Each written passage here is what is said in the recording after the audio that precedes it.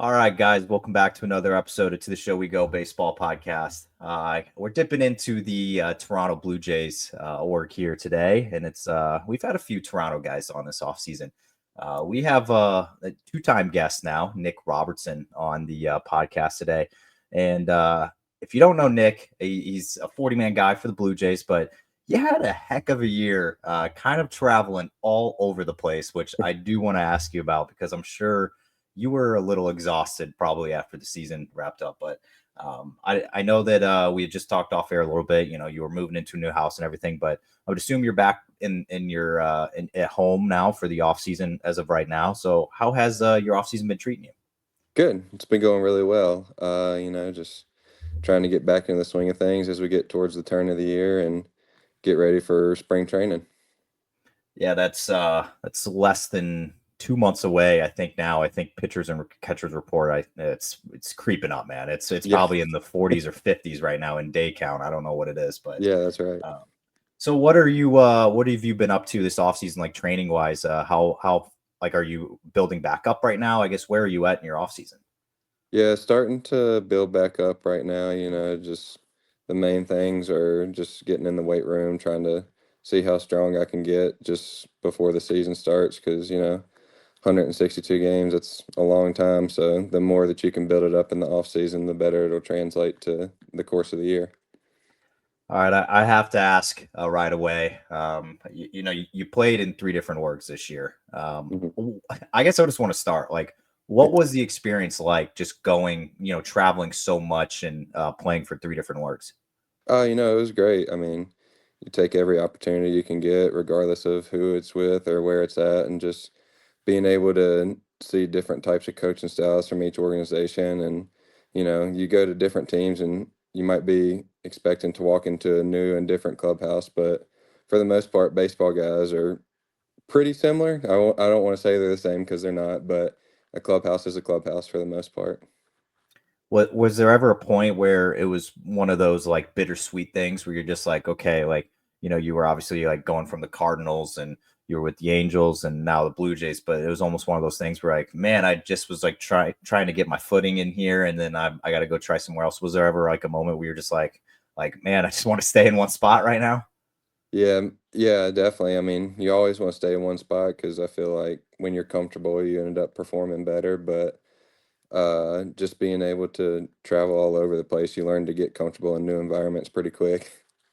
So what did you I know you kind of talked about it, it's like difference in coaching and obviously there's like different philosophies and especially in as a pitcher's mind there's different pitching developments and they all have different things that they look at.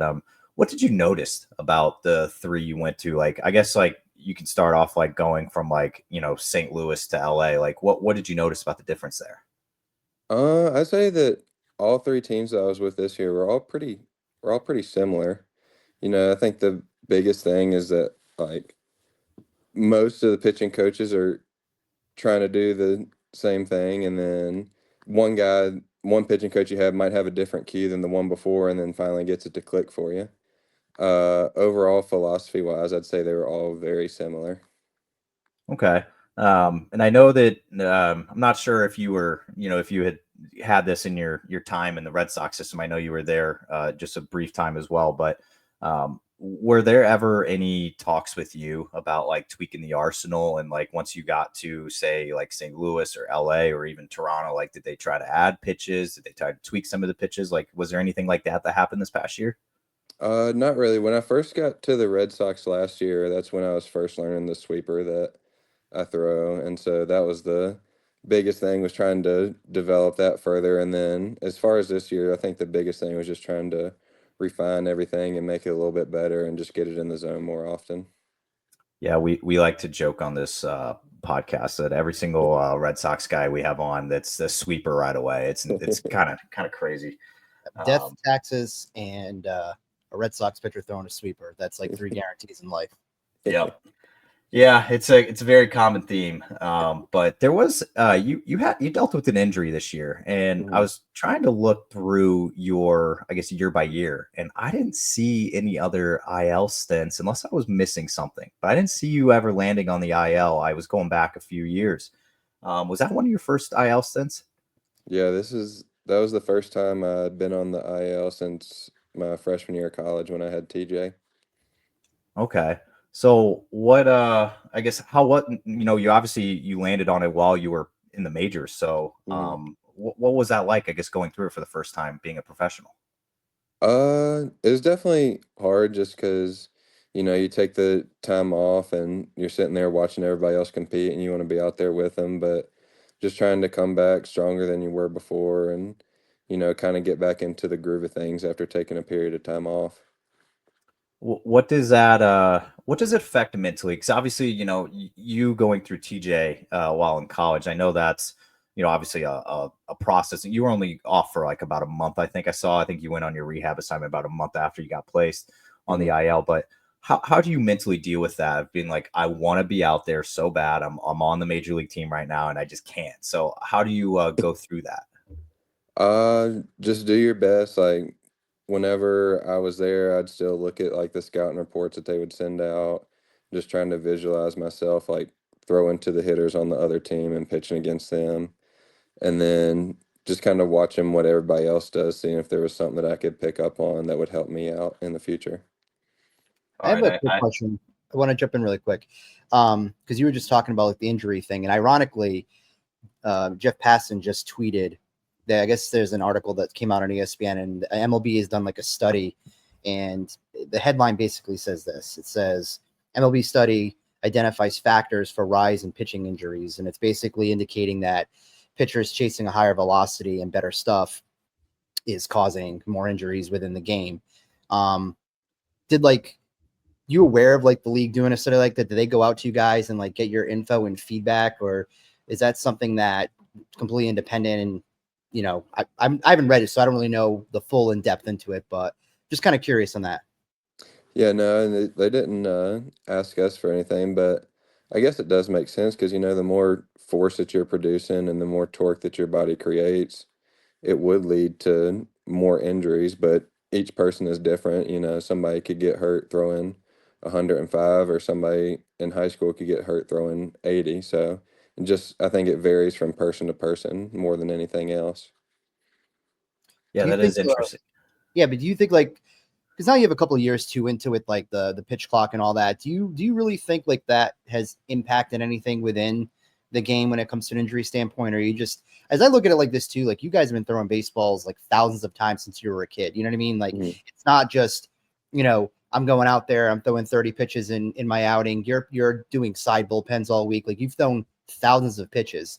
Do you really think that pitch clock has had anything, or is that just more of people a reason to kind of just, all right, let's just bitch about a change that's been made within the game? I'm not sure. I think that's another person to person thing too. I've always been taught to move pretty quick and like get the next pitch out after you let the first one go and just kind of get back on the mound. But other people have their routine where they like to take more time in between pitches. And I think the way the pitch clock is now is that everybody has time to do whatever they need. Yeah, and I guess while we're on that, like what have you thought so far of the ABS? Um, the normal ABS, I'm not a huge fan of. Just because where you're used to having an umpire for so long and like you get that buffer zone and like the consistencies of the umpire, it takes all that away. I'm not a huge fan of the challenge system, but I think if they were to use something, I'd much rather see the challenge system than the ABS.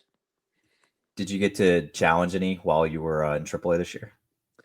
Me personally, I leave that up to the catcher. I think the catcher knows the strike zone better than I do, and there's a couple times where I've had emotional pitches where I've wanted them to be a strike, and they weren't even close. So I was like, I'm just going to leave it up to my catcher because they know the zone way better than I do.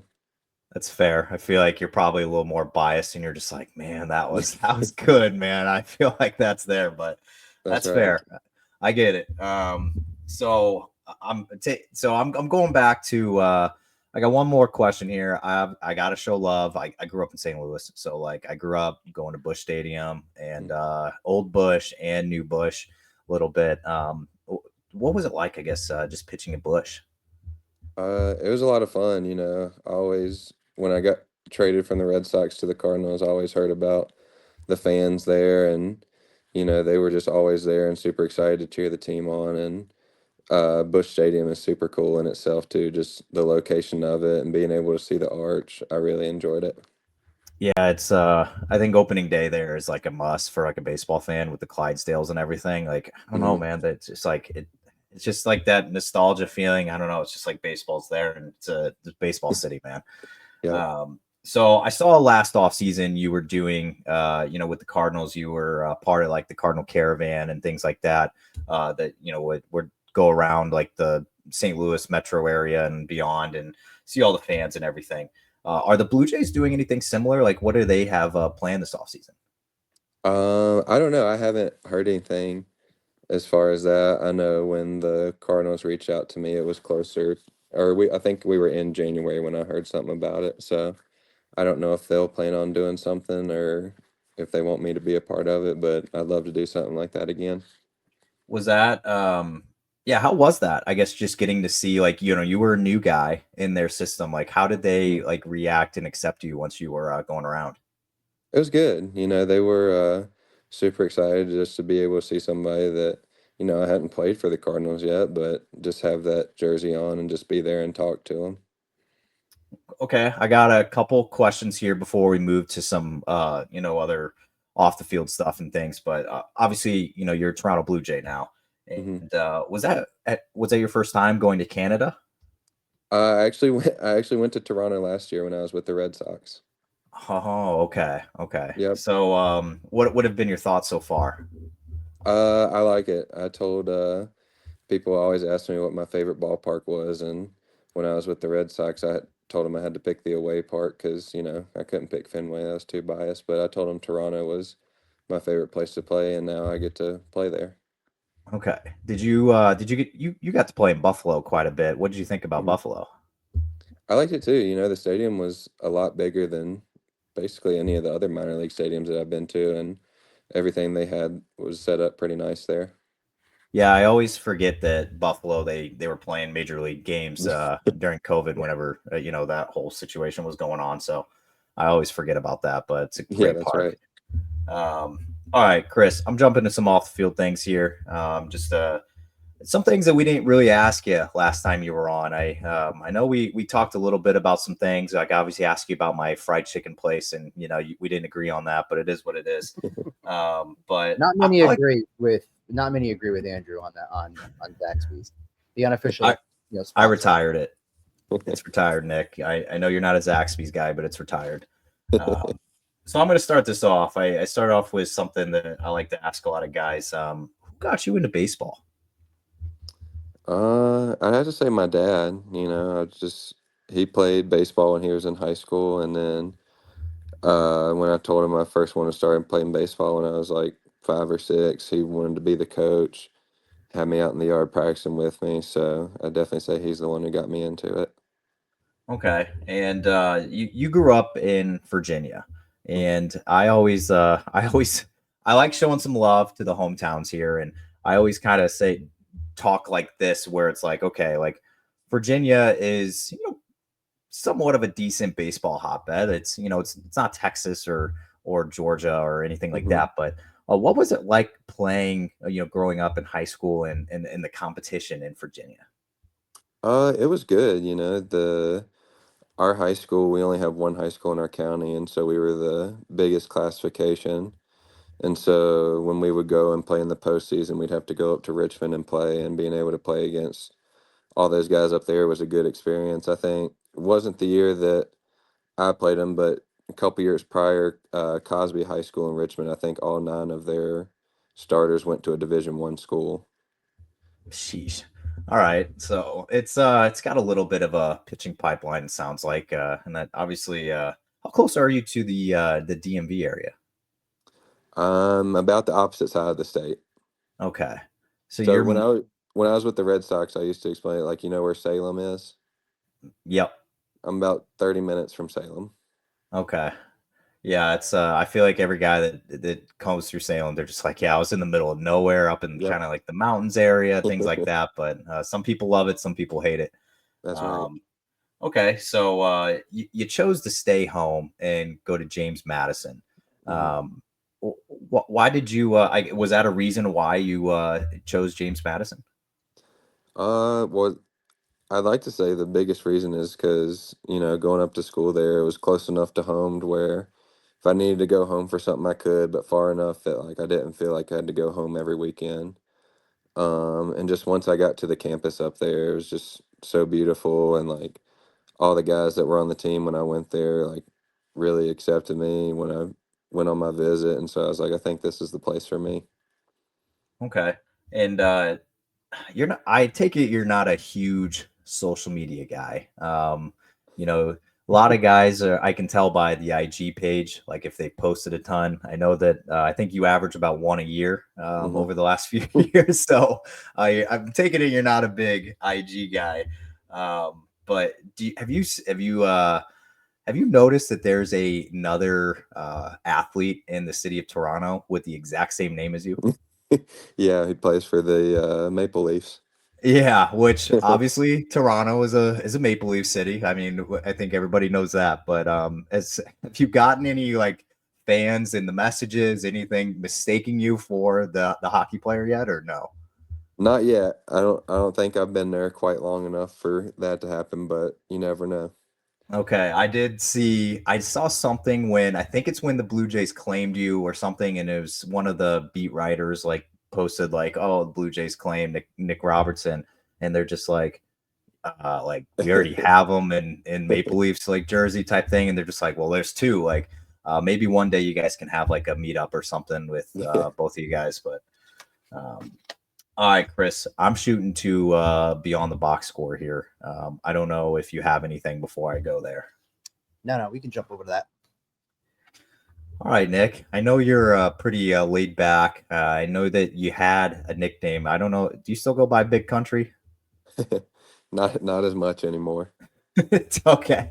It's not as I do remember you being big country once you got to the Red Sox there, but what are you doing in your free time these days? Um, Not a whole lot. Just watching Netflix or playing some video games. If it's warm enough outside, I enjoy going and playing some golf, but that's pretty much it.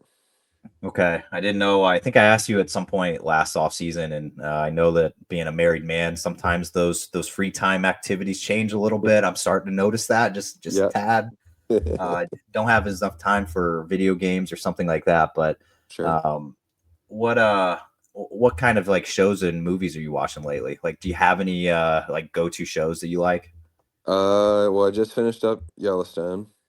Mm, okay, Uh, right now, my wife and I are watching Landman, okay. and I'm watching Lincoln Lawyer. Ooh, okay. That's on our list. We haven't hmm started that one yet, but I've heard some good things about it. Yeah, so I Okay, would recommend it. It's good. can you give me your favorite movie of all time? Mm, It's a tough favorite one. movie. It is a tough one. I know there's so many good options. It's There hard to is. pick. Um, Like anything recently that kind of stuck out to you, maybe not all time, but have you seen anything recently? You're like, okay, I kind of like that one. Trying to think. I don't know. I don't go to the movie theaters that often. I just wait until Oh, they I come don't out. either. But I don't know. If I had to pick one, I'd probably say the Star Wars movie. Okay. That's pretty Yeah. popular on this show this offseason. There's a starter in the Red Sox system that watches Revenge of the Sith hmm before every day he starts. Like the night Really before, he'll watch it. That's his like superstition. He has to watch it. It's interesting. crazy. I don't know. Never heard anything like it. I will give you a movie recommendation though. Fly Me to the Moon on Apple Okay. TV. Don't know if you have it. It's Okay. Channing Tatum and Scarlett Johansson. All right. Fantastic. Have to check that out. It's pretty good. Me and the wife really liked it. So this is a tough question, but I think I don't know. I'm curious what you're gonna say. If you were not playing baseball right now, what would you be doing? I would be a elementary school teacher. Wow. Yeah. Okay. Went to college for elementary education. Okay. What made you choose what made you choose to want to be a teacher? Well, I originally wanted to be a physical therapist, and then I took chemistry and statistics in college, and that didn't go so well.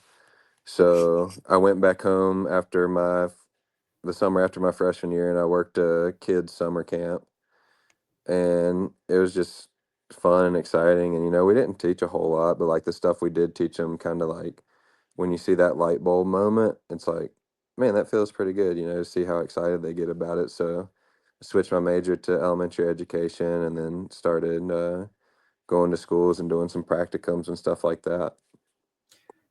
I want to pick your brain for a moment about education majors and things like that. Which one is more difficult, elementary education or like a high school? Mm, I say it depends on like who you are. If you're somebody that has a decent amount of patience and like is able to work through and progress stuff slowly, I think that you'd probably like doing elementary stuff more versus if you're more getting into details and like doing everything specific, I'd say that's probably more of a high school. Yeah, I can't decide. I don't know about you, Chris, but I couldn't decide which one I would prefer. Like I feel like high schoolers would just grind your gears so much, and you're just like, man. But then like you like you said, you got to have a lot of patience for Hmm. elementary kids. Yeah, I'd probably go the high school route just because I feel like with little kids, I don't know. I don't think I could do it. I give people credit who can though. My sister she used to do that. Well, not like she used to work in a school system with younger kids. Now she's with older kids. I don't have the patience for it though. It's all the TikTok stars of America these days, man. It's I don't know. I don't know if I could handle it. Who were some of your favorite athletes growing up? Well, my dad is a huge Cowboys fan. Ooh, okay. Yeah, so a lot of Troy Tough year for him. Aikman.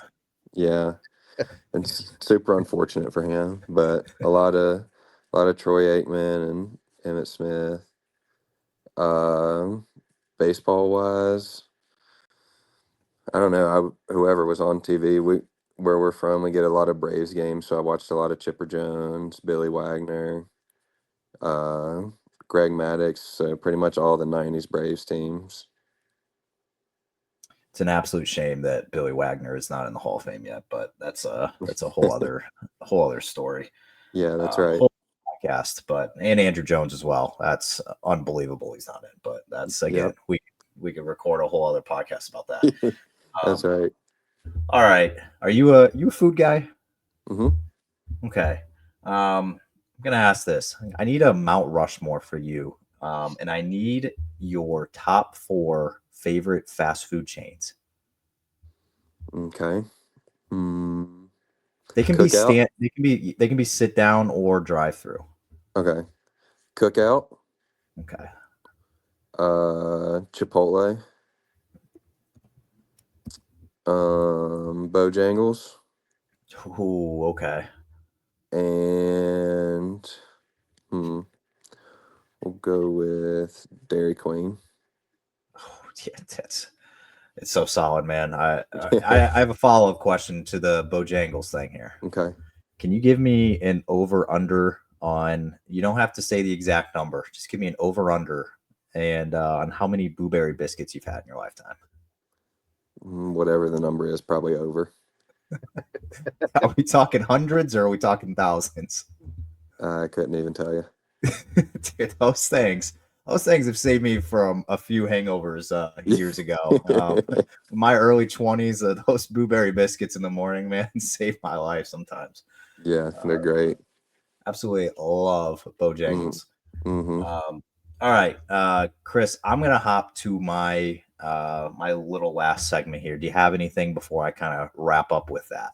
Yeah, I'm kind of getting jealous with you guys with all these places that you can go out. Like I never heard of Cookout up until I think the other day we were recording. I forgot who it was, and now I'm looking at the menu as you guys are talking about, and it's just like unbelievable. yeah. And Yep. then there's nothing like that in the Northeast. We just have your standard McDonald's, Burger King, Wendy's, Cane's Yep. is making its way up here, but there's nothing like no Bojangles. There's none of that up here. Mm-hmm. You guys talk about it, I'm just like shit. I can't even relate to anything they're talking about. Dude, Cookout is it's like you can eat it like I feel like you can eat it when you're drunk. You can eat it for dinner. You can it's just like so versatile. Like I feel like it's never bad. Like I don't know. I didn't learn about it till I went down to Georgia, and it's a big thing down there. And dude, it's incredible. And the prices are like super cheap too. It's like not that expensive. So big fan of Cookout, man. All right, I got one last little segment here, and we will let you slide. But it's a little thing. I got a workshop name still, but I just call it right now this or that. I'm going to give you two options, right? And then you just got to pick between the two, and just off the top of your head. And I'm only going to make you defend yourself if it's an answer where I'm like, ooh, that's like one that you're kind of in the minority there. You need to explain yourself, but it's not too bad. Okay. All right. So when you go on vacation, would you rather go to the beach or go to the mountains? Beach. All right. Summertime or fall time? Summer. Sunflower seeds or bubble gum? Sunflower seeds. Starting or relieving? Relieving. Would you rather have a cheeseburger or a chicken sandwich? Is it like a fried chicken sandwich? Yeah, let's go with that. Chicken sandwich. I do like grilled chicken sandwiches too, but yeah. This one's been very I don't know, I feel like I've gotten a lot of answers one way that I wasn't expecting. Would you rather pitch in a day game or a night game? Night game. Can I ask why? It's just, I think it's because we play so many night games that when you have to transition to that day game schedule, especially like in the summer, in the summer when it's, especially if you're playing in the Southeast or in Texas, don't want to be out there in too many day games. Okay, that's fair. I've had so many guys say day games, and it's just like, I don't know. I was expecting everybody to love night games, but I don't know. It's been in the minority so far, which is kind of interesting. You've been in spring trainings in two different states in your career. You've had Arizona spring trainings and Florida spring trainings. So which heat is worse, Florida or Arizona? Florida. Is it the humidity, I'm guessing? Yeah, it's just you walk outside and start sweating immediately. That's fair. All right, last question I have for you. This one's also been a little I've been getting both sides of this one. Which way would you rather end an inning, with a strikeout or a double play? I don't know. I think double play to end the inning's pretty cool. Yeah. So why would you pick double play over strikeout? Well, strikeout, you already got 2 outs, so it's just one more. But double play, it's only 1 out. You never know what could happen. You get that ground ball and the inning's over.